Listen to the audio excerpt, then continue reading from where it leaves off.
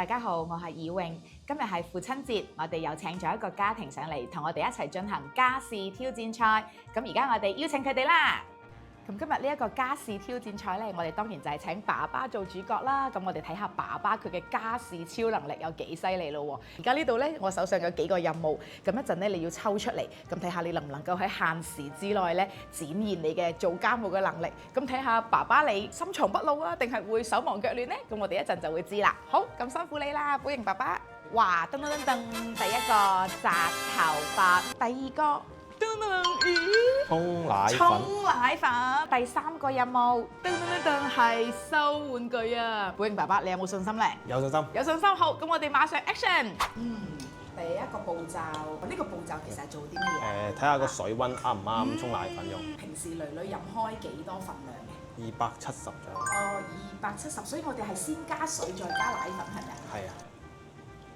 係啦，每一匙羹咧都係會整平佢嘅個份量係恰當嘅。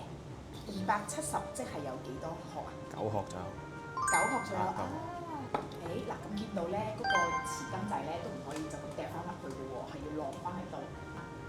搖奶粉嘅手勢點樣啦？點解會咁？點解唔係上下上下？上下戳咧會漏嗰啲奶出嚟。同埋可能都會有泡，係咪咧？係啊。係啦，所以見到寶瑩爸爸係溫柔當中又有力咁樣去將呢啲奶粉咧係溝勻佢嘅咁樣。咁係咪完成啦 OK 啦。完成啦 ，OK 啦。寶瑩爸爸平時有冇紮開頭髮啊？有啊，翻學之前會幫小朋友紮頭髮。咁應該難唔到你喎。可以嘅。好啦，平時咧係咪朝頭早翻學都會負責同我哋紮辮㗎？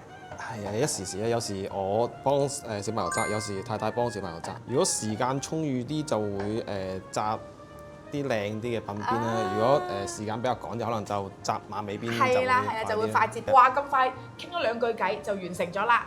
哇，我哋條好可愛嘅馬尾辮仔。好啦，咁下邊嘅時間交俾寶瑩爸爸同埋寶瑩啦，開始。哇，咁其實咧咁多樣玩具加埋，我哋要點執先至會又快又整齊咧？見到寶瑩已經係將我哋嘅書仔咧，首先執好咗，然之後 LEGO 啦，又係擺喺第2個嘅玩具箱。我哋仲有飛行棋，擺喺邊個箱咧？係啊，遮住佢先。好快啊！我哋飛行棋嘅呢個箭，你放埋。好啦，你放埋喺邊？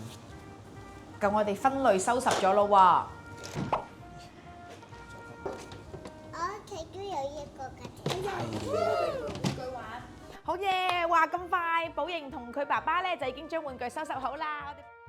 好，咁我哋今日嘅任務咧就好順利咁完成咗啦。咁想問下寶瑩媽咪，對於今日爸爸嘅表現，你滿唔滿意啊？我滿意啊！其實佢平時都做開家務，所以已經係幫輕咗好多。其實咧真係嘅一個家庭啦，我哋不論係爸爸啦或者媽媽啦，其實咧照顧家庭都係我哋共同嘅責任。性別平等係一項需要長期推動嘅社會議題。多年嚟，婦聯始終堅持喺政策、社會同家庭多個層面，營造一個有利於兩性發展嘅社會環境。